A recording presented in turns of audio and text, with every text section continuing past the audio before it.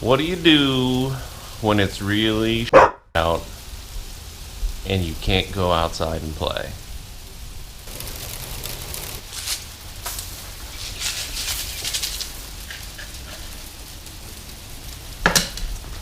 What's up, guys? Epic Tim again. Thanks for tuning in. Update number 4, and I've got some good updates for you indeed. So first things first, let's take a look at a couple of the changes that you may notice. If you come up around here, you'll see that the pinion snubber is gone. Greg actually came by and helped me out. He drilled all this out and got it taken down. A little bit of cleanup work to do, but no big deal at all whatsoever. We've got our spring bar cross member mocked up yet again. Ground the paint off. We're just about ready for welding. But wouldn't you know it, I've got one more problem. Let's talk about that real quick. Jack this thing up one time and I'll show you what's going on.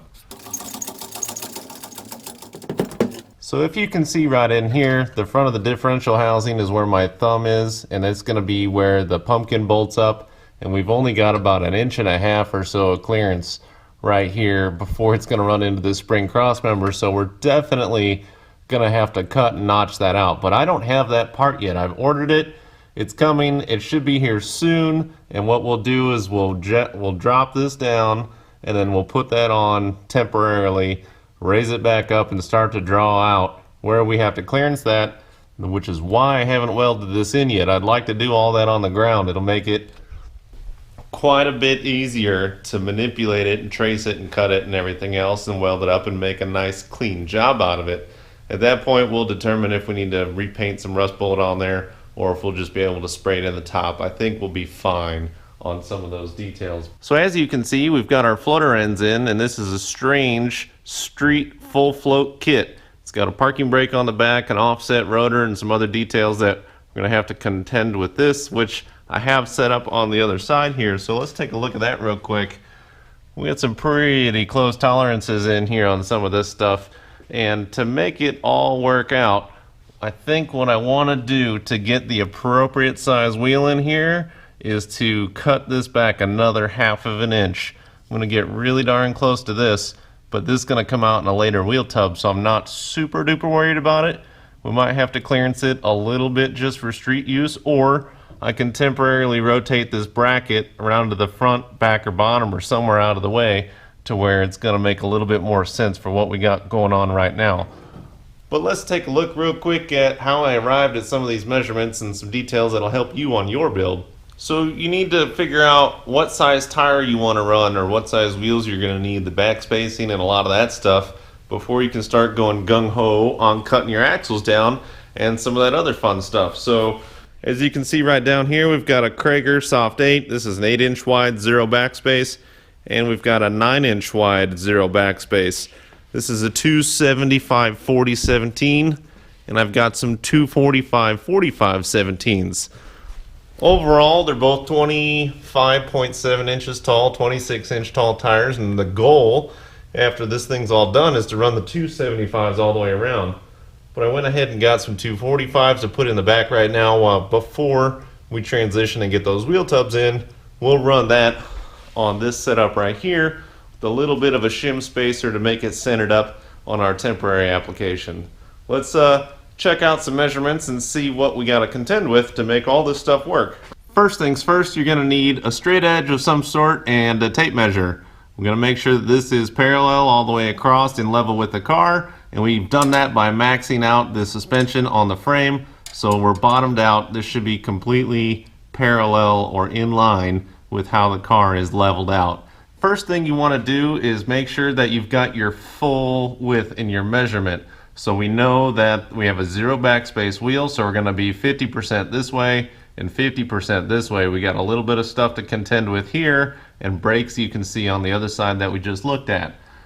What we need to figure out is if I've got a 9-inch wheel and a 275 tire that's going to be just shy of 12 inches wide, I need to make sure that I've got about 6.5 inches of clearance in both directions. Now I know that the mini tubs are going to come in right about flush with the frame right here, and then we're going to start a pocket into the frame rail back right along here and then come out, and that's going to give us maximum clearance for whatever tub we decide to go with.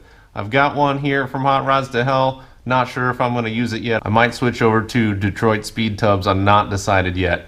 So what I've got is I've roughed in my axle length. Now we're going to get it up and close and kind of see on this straight edge, the back side of this is against the flange. Now if you're running a different brake setup, you're going to have to sort out how thick that rotor face is as well. My rotors bolt to the back of this hub, so I don't have to worry about adding that into my measurement right now. What I do know is that this fender flare lip comes out to right about here, and I want to make sure that I can still reuse this outer wheelhouse tub. So I'm going to make sure I got about a 1/2 inch of clearance from this edge right here.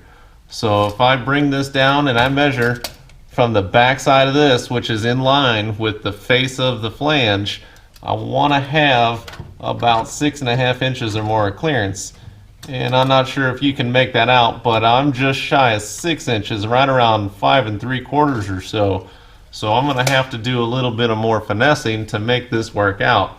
Now contrary, if I go to the other side, where I know that wheel tub's going to land and end up, I've got about 6 1/4 inches of clearance, or 6 3/4 inches of clearance, sorry. And what that's going to do is allow me to determine 6 3/4 on this side, about 5 3/4 on this side. I should be able to move 1/2 inch that direction, no problem. So what I'm going to do is take a 1/2 inch out of this axle tube here and slide this floater kit back a little bit. I've still got just barely enough clearance to weld everything out, and then I should be in good shape. We'll do that on the next update video. So as you can see here, we've decided to get the back brace kit.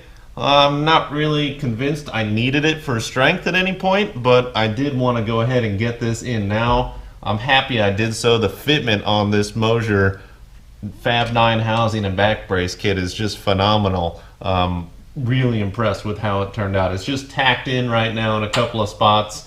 It's got a couple little filler plates for the ends, and you can see the fitment to where my perch actually ended up was just phenomenal. This was just a fluke. I did not order this to length. This has just worked out perfectly. I couldn't have asked for a better fit. I was not able to find anywhere the width of where this was going to end up, so I'm going to measure that for you real quick. So if you're building the same thing, you'll know in the future.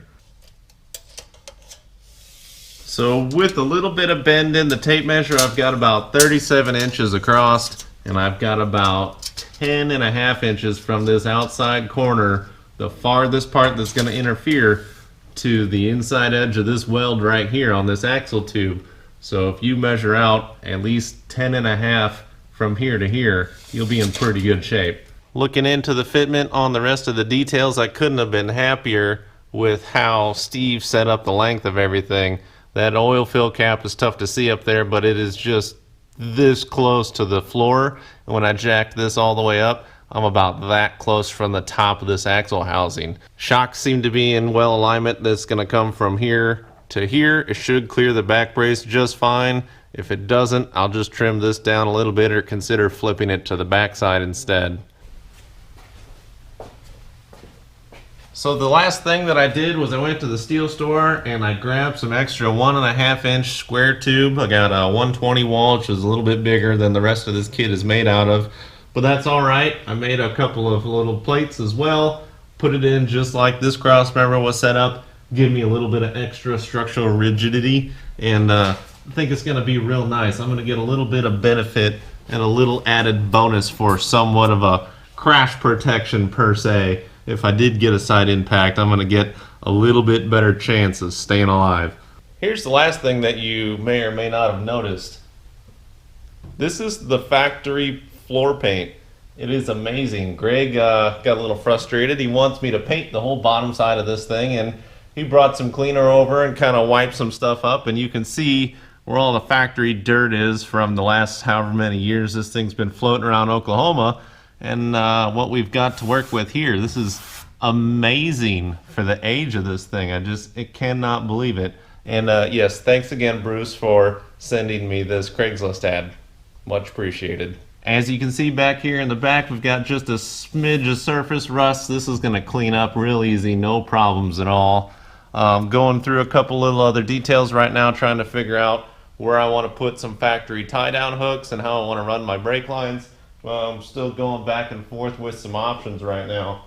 So currently what I'm considering is putting a tab up here, running a T from the line to the tab, taking the tab to a flex to the brake hose, or running the hard line straight to a flex hose, drop it down to the axle, and then run hard line side to side and run a very short length of braided line.